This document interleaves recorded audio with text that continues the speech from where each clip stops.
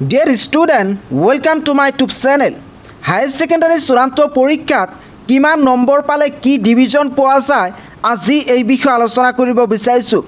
এই ভিডিওটো কেৱল মাত্ৰ সেই সকল ছাত্ৰ-ছাত্ৰীৰ বাবে যেসকল ছাত্ৰ-ছাত্ৰীয়ে এই বিষয়ে একো নাজানে। হায়াৰ সেকেন্ডাৰী চূড়ান্ত পৰীক্ষাত উত্তীৰ্ণ হ'বলৈ হ'লে কিমান নম্বৰ পাবই লাগিব এই বিষয়ে এইটো ভিডিওৰ জৰিয়তে বিতংভাৱে আলোচনা কৰিম। গতিকে তোমালোকে স্কিপ নকৰাকৈ সম্পূৰ্ণ ভিডিওটো চাবা। হায়াৰ সেকেন্ডাৰী চূড়ান্ত পৰীক্ষাৰ ফলাফল কেতিয়া ঘোষণা কৰে এই হায়াৰ সেকেন্ডাৰী পৰীক্ষাৰ ফলাফলৰ বিষয়ে প্ৰতিটো মুহূৰ্তৰ খবৰ লাভ কৰিবলৈ তোমালোকে মোৰ হোৱাটছআপ গ্ৰুপত জয়েন হ'বা। হোৱাটছআপ গ্ৰুপৰ লিংক এইটো ভিডিওৰ ডেসক্ৰিপচনত দিয়া আছে। আজি আলোচনা কৰিব বিচাৰিছো যে হায়াৰ সেকেন্ডাৰী চূড়ান্ত পৰীক্ষাত কিমান নম্বৰ পালে কি ডিভিজন পোৱা যায়। হায়াৰ সেকেন্ডাৰী চূড়ান্ত পৰীক্ষাত টোটেল মাৰ্কস হৈছে 500। এই 500ৰ ভিতৰত ডিস্টিংশন মাৰ্কস পাবলৈ হ'লে 425 মাৰ্কস পাব লাগিব। এই 500ৰ ভিতৰত ষ্টাৰ মাৰ্কস পাবলৈ হ'লে 375ৰ পৰা 424 পাব লাগিব। ইয়াক হৈছে ডিস্টিংশন আৰু ষ্টাৰ মাৰ্কস।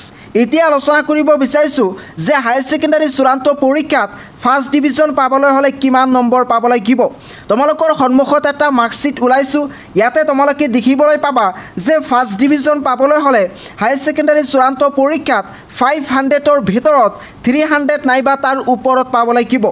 তাৰ পিছত ইয়াতে কৈছে যে হায়াৰ সেকেন্ডাৰী চূড়ান্ত পৰীক্ষাত সেকেন্ড ডিভিজন পাবলৈ হ'লে এই 500ৰ ভিতৰত কেৱল মাত্ৰ 225ৰ পৰা আৰম্ভ কৰি 299 মাৰ্কস পাব লাগিব।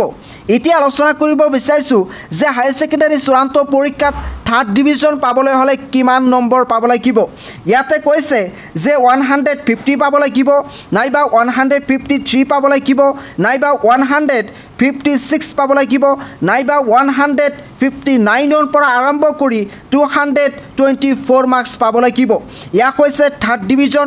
ইয়াতে তলত উল্লেখ কৰিছে 150 উইদাউট প্ৰেক্টিকেল সাবজেক্ট। যদি কোনো ধৰণৰ তোমালোকৰ এই পাঁচটা সাবজেক্টৰ ভিতৰত কোনো ধৰণৰ প্ৰেক্টিকেল সাবজেক্ট নাথাকে তেতিয়াহ'লে হায়াৰ সেকেন্ডাৰী চূড়ান্ত পৰীক্ষাত উত্তীৰ্ণ হ'বলৈ হ'লে 500ৰ ভিতৰত কেৱল মাত্ৰ 150 মাৰ্কস পাব লাগিব। যদি তোমালোকৰ এই পাঁচটা সাবজেক্টৰ ভিতৰত তোমালোকৰ কেৱল মাত্ৰ এটা প্ৰেক্টিকেল সাবজেক্ট থাকে তেতিয়াহ'লে এই 500ৰ ভিতৰত 153 মাৰ্কস পাব লাগিব। যদি তোমালোকৰ এই পাঁচটা সাবজেক্টৰ ভিতৰত দুটা প্ৰেক্টিকেল সাবজেক্ট থাকে তেতিয়াহ'লে এই 500ৰ ভিতৰত 156 মাৰ্কস পাব লাগিব।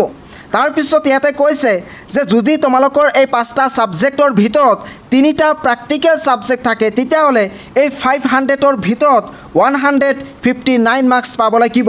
ইয়াক হৈছে থাৰ্ড ডিভিজনৰ মাৰ্কস। বহুতো ছাত্ৰ ছাত্ৰীয়ে নাজানে যে হায়াৰ সেকেন্ডাৰী চূড়ান্ত পৰীক্ষাত উত্তীৰ্ণ হ'বলৈ হ'লে মিনিমাম কিমান নম্বৰ পাব লাগিব। ইয়াক হৈছে মিনিমাম নম্বৰ পোৱাৰ সিস্টেম। ডিয়াৰ ষ্টুডেণ্ট, তোমালোকৰ যদি গ্ৰেছ মাৰ্কৰ বিষয়ে কিবা প্ৰশ্ন থাকে তেতিয়াহ'লে এইটো ভিডিঅ'ত কমেণ্ট কৰিবা, মই তোমালোকক উত্তৰ দি দিম। মেট্ৰিক আৰু হায়াৰ সেকেন্ডাৰী পৰীক্ষাৰ ফলাফলৰ বিষয়ে তোমালোকে জানিবলৈ এই চেনেলটো সাবস্ক্ৰাইব কৰি থৈ দিবা যাতে সঠিক সময়ত সঠিক তথ্যবোৰ লাভ কৰিব পাৰা। লগতে মোৰ হোৱাটছআপ গ্ৰুপত জয়েন হ'বা। হোৱাটছআপ গ্ৰুপৰ জৰিয়তে তোমালোকে মেট্ৰিক আৰু হায়াৰ সেকেন্ডাৰী পৰীক্ষাৰ ফলাফলৰ বিষয়ে প্ৰতিটো মুহূৰ্তৰ খবৰ লাভ কৰিব পাৰিবা।